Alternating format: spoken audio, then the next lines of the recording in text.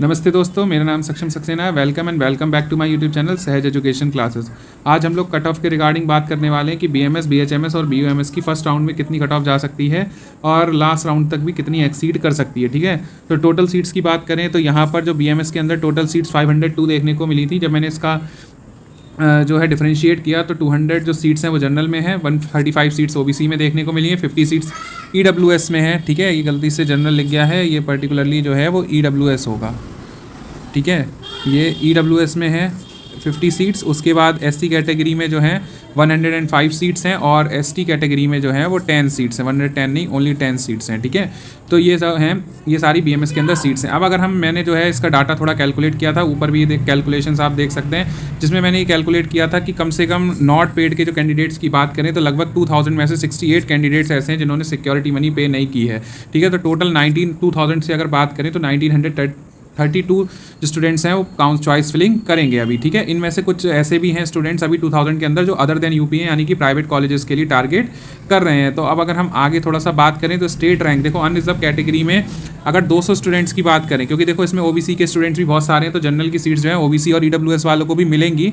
तो मैं predictable rank बता दे रहा हूँ कि लगभग 200 स्टूडेंट्स जो है वो स्टेट रैंक 668 तक आ रहे हैं। ठीक है, लेकिन कट ऑफ जो है वो स्टेट रैंक 668 भी जा सकती है और इससे कम भी जा सकती है। ठीक है, और इससे ज़्यादा भी जा सकती है। ये डिपेंड करता है कि वहाँ पर जो मतलब जो बच्चे हैं उन्होंने क्या किया है, उन्होंने मतलब कि अदर देन यूपी हैं और नॉट पेड हैं। ठीक है, तो ये 200 स्टूडेंट्स वो हैं जो जिनकी रैंक जो है 668 तक आ रही है। ठीक है, अब ये रैंक आगे भी बढ़ सकती है और थोड़ी जो है वो कम भी हो सकती है, क्योंकि जनरल की सीट्स हैं वो ओबीसी और ईडब्ल्यूएस को भी अलॉट होंगी। नेक्स्ट अगर बात करें ओबीसी की, तो ओबीसी के जो 200 स्टूडेंट्स हैं वो लगभग 552 स्टेट रैंक के आसपास आ रहे हैं।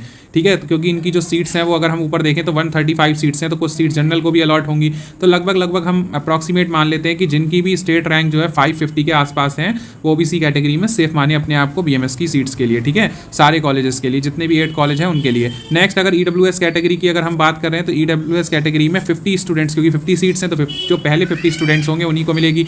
तो वो 50 स्टूडेंट्स कौन से हैं जो कि 246 रैंक तक आ रहे हैं। अब देखो कुछ ईडब्ल्यूएस स्टूडेंट्स ऐसे भी होंगे जिन्हें अनरिजर्व कैटेगरी में सीट्स मिलेगी, तो 246 से ज़्यादा भी जो है स्टेट रैंक जिनकी है वो भी अपने आप को सेफ मान सकते हैं, लगभग 10 स्टूडेंट तक। ठीक है, जो 50 246 रैंक के बाद जितने भी 10 स्टूडेंट्स हैं वो अपने आप को सेफ मान सकते हैं। नेक्स्ट अगर एससी कैटेगरी की बात करें तो एससी कैटेगरी में लगभग 105 सीट्स हैं और 105 स्टूडेंट्स का अगर डाटा कलेक्ट करें तो लगभग 2920 के आसपास की अगर हम स्टेट रैंक देखें तो यहाँ पर 105 स्टूडेंट एससी कैटेगरी के जो हैं वो क्या हो रहे हैं, सेलेक्ट हो रहे हैं। ठीक है, अगर वहीं हम एसटी कैटेगरी की बात करें तो एसटी कैटेगरी में लगभग जो है 10 स्टूडेंट्स की सीट्स हैं और 10 स्टूडेंट्स कंप्लीट हो रही है स्टेट रैंक 6649 पे। ठीक है, तो जिनकी भी रैंक 6650 के आसपास है उन्हें एसटी कैटेगरी में अलॉटमेंट देखने को बीएमएस के अंदर मिल जाएगी। अब देखो कुछ लोग अगर ओवरऑल रैंक की बात करें तो लगभग ऑल इंडिया रैंक्स की अगर हम बात करें तो जनरल कैटेगरी में अगर 75,000 रैंक आपकी आ रही है तो आप अपने आप को सेफ माने कि बीएमएस आपको अलॉट हो जाएगा। ओबीसी में अगर आपकी रैंक 70 to 75,000 के आसपास है तो आपको अलॉटमेंट मिल जाएगी थर्ड राउंड या स्टे वैकेंसी तक। ठीक है, और ईडब्ल्यूएस में 70 to 75,000 तक।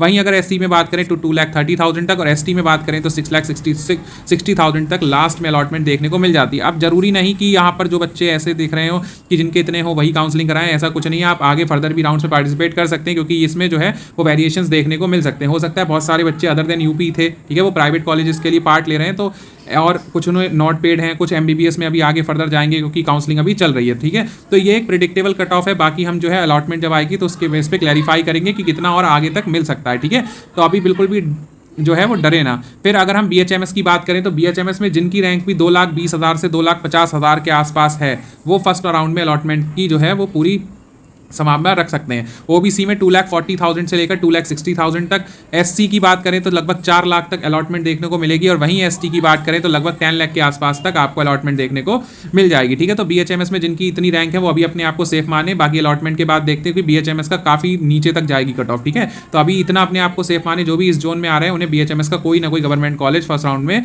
अलॉट हो जाएगा। बाकी अभी और भी जो है रैंक नीचे जाएगी जनरल और ओबीसी की, क्योंकि मोस्ट ऑफ दी स्टूडेंट्स जो हैं जो पार्टिसिपेट कर रहे हैं वो बीएमएस अगर गवर्नमेंट नहीं मिलता तो प्राइवेट के लिए लेते हैं, ठीक है। तो अभी हम उसको भी देखेंगे। नेक्स्ट अगर हम बात करें BUMS की, तो BUMS में वो लोग अपने आप को सेफ माने जनरल में जिनकी 1,30,000 तक रैंक है। अगर ऑल इंडिया रैंक OBC में 1,50,000 है तो आप सेफ माने। SC में 5 लाख तक अभी फर्स्ट राउंड के लिए, क्योंकि फर्दर ये इंक्रीज होगी। ST में एबव क्वालिफाइड, और EWS में बात करें तो वहीं 1,60,000 तक अपने आप को आप लोग सेफ मान सकते हैं। अब नेक्स्ट क्वेश्चन ये आता है कि सर एफिडेविट ये सब क्या करना है, ले जाना है, अलॉटमेंट कब, नोडल सेंटर जाना है। तो देखो इसके एक क्वेश्चन का आंसर सिंपल सा ये है कि नोडल सेंटर आपको तभी जाना है क्योंकि नोडल सेंटर में बाकायदा रैंक लिखी जाती है कि 1 से लेकर 1 लाख तक के बच्चों को इस टाइम पे जाना है, इस दिन जाना है, ठीक है। तो वो प्रॉपर जब अलॉटमेंट आएगी तो उसी अलॉटमेंट के लेटर के बाद, जब अलॉटमेंट की लिस्ट आ जाएगी उसके बाद जो है आपको एक नोटिस इशू होगा जिसमें लिखा होगा कि इस रैंक से इस रैंक तक के बच्चों को नोडल सेंटर इस दिन इस टाइम पे जाना है वेरिफिकेशन कराने, ठीक है। तो नोडल सेंटर का मुझे लगता है आपको क्लियर हो गया होगा। दूसरा एफिडेविट बनवाए या ना बनवाए, सारे कॉलेजेस का परफॉर्मा एफिडेविट बनवाने का अलग होता है, कैप, एंटी रैगिंग,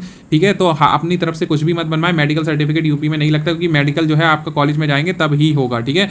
तो एफिडेविट कॉलेज में कॉलेज वाले आपको टाइम देंगे, प्रॉपर टाइम देंगे, ठीक है। तो आप वहीं कॉलेज में जाके बनवाएं, अभी अपनी रुपए जो है वो वेस्ट ना करें, ठीक है। और जिन लोगों को अभी डर लग रहा है थोड़ा सा कि अलॉटमेंट नहीं मिलने की, कॉलेज नहीं मिलेगा BHMS, वो थोड़ा सा वेट करें, मिल जाएंगे कॉलेजेस, ठीक है। BHMS के तो खासकर मिलेंगे अभी आराम से, ठीक है, क्योंकि बीच में जो बच्चे हैं वो कुछ प्राइवेट कॉलेजेस की तरफ जाएंगे। तो हम लोग बाकी का जो है नेक्स्ट वीडियो में मिलते हैं। तब तक के लिए आप लोग मेरे इंस्टा पे DM कर सकते हो, ठीक है। टेलीग्राम चैनल को ज्वाइन कर लो फर्दर अपडेट्स के लिए, और कमेंट्स कर सकते हो, ठीक है। तो मैं विदिन 8 to 12 आवर्स आपके सबको रिप्लाई कर दूंगा, ठीक है। और इंस्टाग्राम और टेलीग्राम चैनल की लिंक जो है वो मेरे चैनल के डिस्क्रिप्शन में है, उस वीडियो के डिस्क्रिप्शन में भी मैं डाल दूंगा। Thanks for watching, bye bye.